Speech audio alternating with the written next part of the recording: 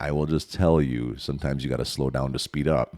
Sometimes you have to realize that, yes, this is extra work on your plate, but it will make the rest of your year easier.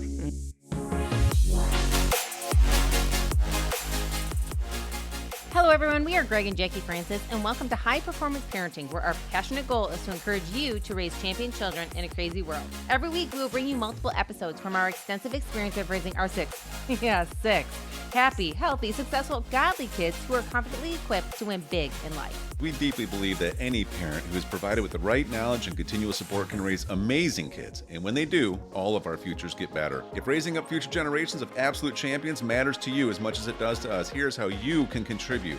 Like and share this podcast with everyone you know. And together, let's embrace this journey of raising champion kids in a crazy world. Okay, guys, welcome back. We're in the studio today. We're going to continue from our last episode. We were talking all about our goals. And for our family, we start our goal planning in November. We like to start up front and early, have it all planned out.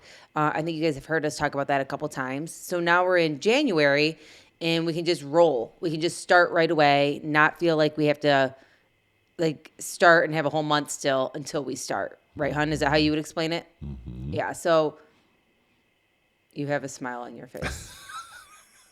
Just waiting. It's a little distracting. I'm ready. For your jokes? Why couldn't the bicycle stand up alone? It was single It wheel. was too tired. It was too tired. I don't know. Maybe Greg should write a book on all his jokes. A dad joke. But yes. Well, that's where I get them from, pretty much. So. Oh, so somebody else you don't already have did. any originals? I'm actually reading them. Oh, you don't have any originals? No. Okay. No. I don't know if any dad does. The first dad ever with the dad joke book, probably, Yeah. Anyways. You have another one for me? Typically, there's 2 or 3. What? No, I don't, honey. Well, that threw me off. How do cows learn about current events? Do you know? No. They read the moose paper. Cows do? The moose paper? Moo. Oh, moo. I'm thinking of a moose. You know what I mean? Like the moose. I'm like, what in the world are they reading? Okay. Anyways, continue, please. Goal setting. So we typically start in November for our family, map it out. And it's usually, a couple meeting session that we have with the kids. Like Greg takes time to come up with some of his own goals individually. I come up with my own goals individually.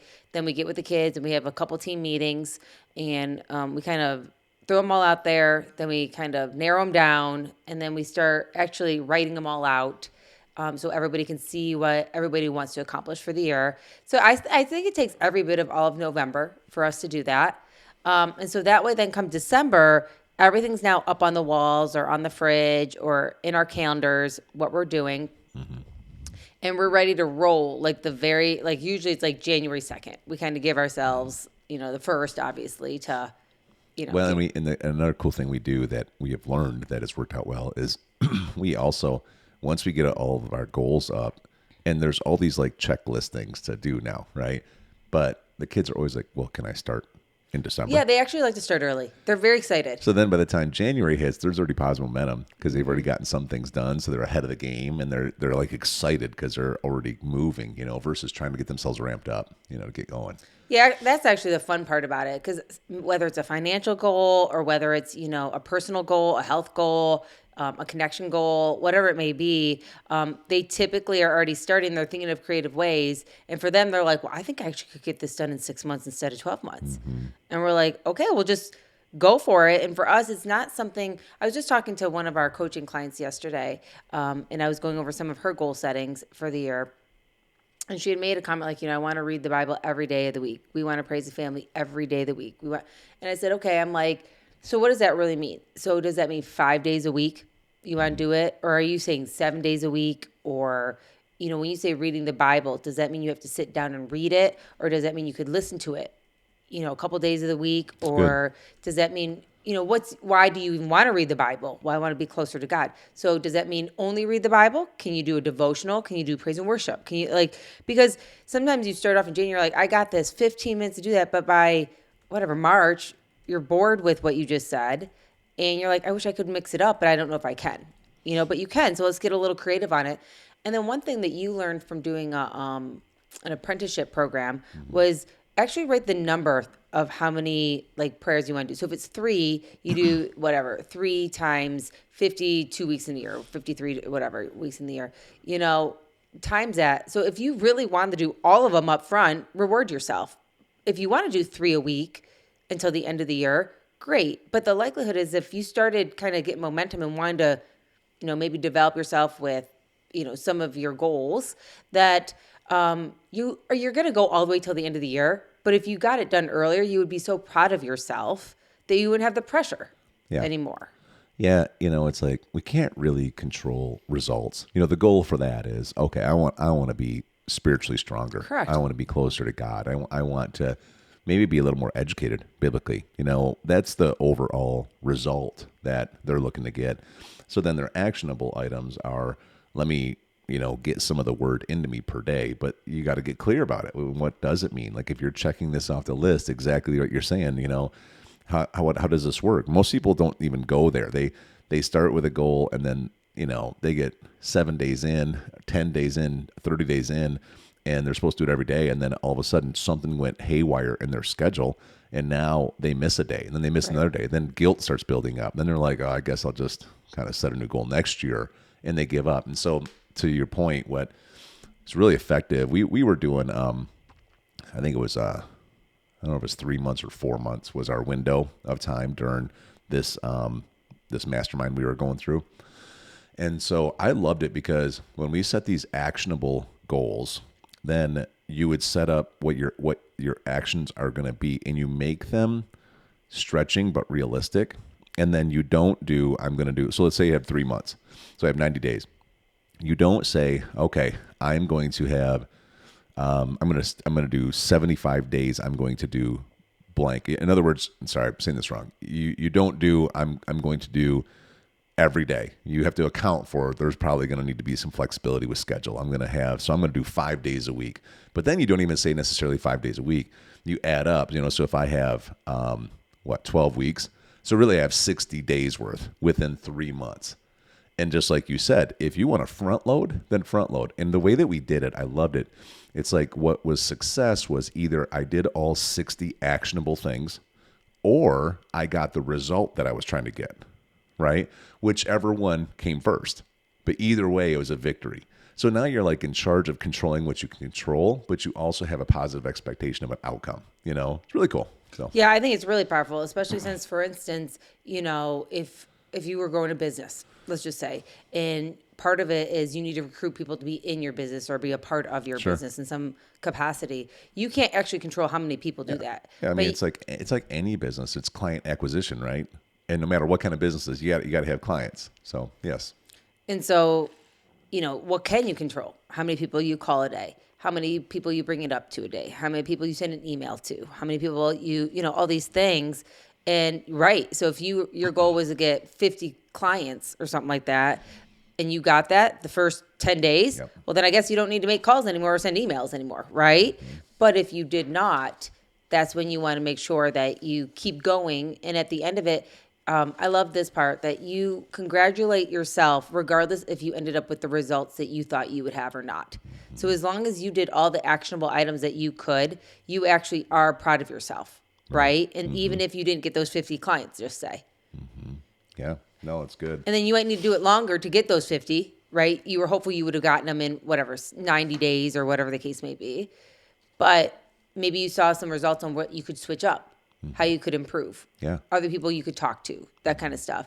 And I just think that's powerful coming from a position, especially from goal setting like we do with our kids and stuff like that, is we're talking about long-term results. Mm-hmm. We're looking for, like, when we set up, for instance, health goals for yourself or myself, we're looking for longevity. Mm-hmm. We're not looking to just do a one-time year where we get in this, like, crazy amount of shape, tons of, the right body fat and the right whatever. But then the next year you're like, I think I'm going to eat donuts every day because that was exhausting and I never want to do that again. Right? Like, we're looking for longevity on what we ultimately want for our health goal. I can't see you eating a donut like ever. I don't know that I would, but like, regardless, do you know what I mean? Like, some pretzels and cream cheese, maybe. Yeah, I do. or caramel. I could go with some caramel. You do like caramel. Um, Yes, you do. But all that to say, I have it with apples though. So You do. Yes. a little But health. it almost feels like healthiness. I mean, that's how I think it is. Yeah, it's fruit. That's right. This is coming from the man that can like kind of twist it so it's always a good, healthy thing. So, but I do think like there's something to it because, if you're out here right now and you're like, gosh, this is so exciting. I can't wait to implement this. Your year can go even starting like now and then go past, January and finish in February or something like that. Like it Yeah, doesn't if you have listen to this, be whatever month you're in. If you're listening to Yes. this in February, then you know what? Just have it all. Do this process and start Yes. in March and have a 9-month window. right. You know, Or go March to March if you feel like it, or go March through November. Right. Like just start something. And I think that's the whole key to this is when we're going over all this stuff with you guys. And the other part is remembering to have fun with it. I think one of the hardest things is if you don't reward yourself and you don't. Let's go a little bit closer. Okay. You have a great voice. It sounds better when you're close. I mean, I kind of think it's a radio voice. Kind of. I think one of the biggest things is rewarding yourself. You know what I mean? Is really patting yourself on the back and not overlooking that. And I think especially maybe for even moms, I'll just throw it out there, it's really hard to pat yourself on the back. You're used to doing so much for so many people that you kind of like, when you do accomplish your goals, you're kind of like, okay. Like for instance, one of our goals is to make sure that we personally have a date time, whatever you want to call it, a date moment with our kids individually throughout the year. And like I've already done over half of our kids and it's only been like 2 months, Jim saying. And to the point that I was like, I'm going to knock this out. And then you're like, wow, you're already ahead. Because I think you've done 1 maybe or something so far or 2. I've done like 4 or something like that. Yeah. You're like, you're really knocking this out. I'm like, I know, but like this will give me a chance to not only knock that out, but then, as I do more throughout the year, like I'm proud of myself. Yeah. You know what I mean? And I think it's just like, say it, be proud of what you're doing. Because if not, like, what's the motivation? Yeah, and I'll just say one more thing, and we'll go into some of our detail maybe in the next episode here. But it's I would probably guess that if you've never sat down and done the level of detailed goal setting like we're talking about, it can seem overwhelming. It can seem like I'm already so busy. How am I going to take time to do all this work and think this all through and put the charts up on the wall and everything else? And it feels a little daunting, right? I will just tell you, sometimes you got to slow down to speed up. Sometimes you have to realize that, yes, this is extra work on your plate, but it will make the rest of your year easier, right?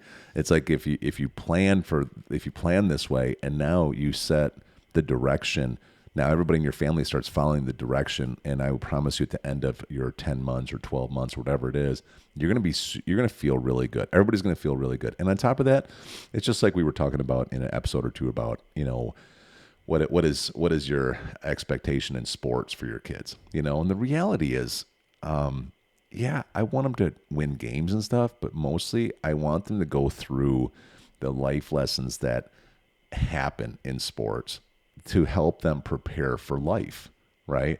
So I want them to go through this goal setting process to help them prepare for life later on. And so that's why I just want to throw a little commercial out to all the families out there that are sitting there thinking, yeah, maybe we'll do this next year. Why don't you do it this week? Yeah. Right? Why don't you sit down and take care and do this, and you won't regret it. So we have a couple minutes left in this episode. What's your final thoughts before we go into details in the next episode? Yeah, I think, and more than anything, I like what you kind of said that, don't just chuck it up to do it next year just because it does feel a little bit like, where do I start with this stuff? Start with something basic. Figure out 3 or 4 things that you really want to accomplish. Maybe it's a faith goal. Maybe it's a health goal. Maybe it's a connection with your husband. Maybe it's a parenting. Maybe it's whatever it may be, friendship goals, whatever. And then literally don't overdo it. Don't make it complicated. Just, say what you want to accomplish and then break it down in the most simplistic way. And I promise you, like at the end, like you will feel more accomplished, even just doing 1 or 2 things well this year versus not doing anything, and then again, start with you. And then, bring it to your kids, because they actually want to accomplish goals too. They want to feel like they're moving. I will tell you, it's all ages. Our 7-year-old is just as excited as our 16-year-olds. You know what I mean? I don't want you to think, or, and even for our little one, I remember when it was a simple goal of, even small things, she's going to get potty trained this year.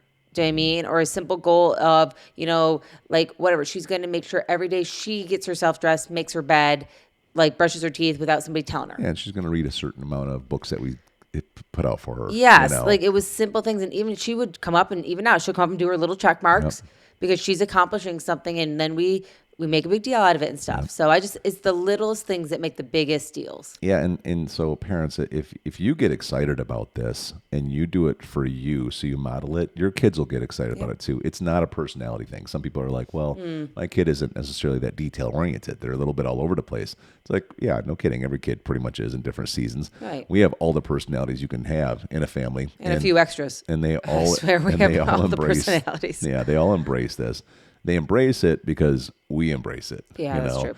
And then there's like this positive, healthy pressure in our environment that you're not going to just be the one who doesn't do this. This is what we do, right? So it's pretty cool. We'll go into detail in the next episode.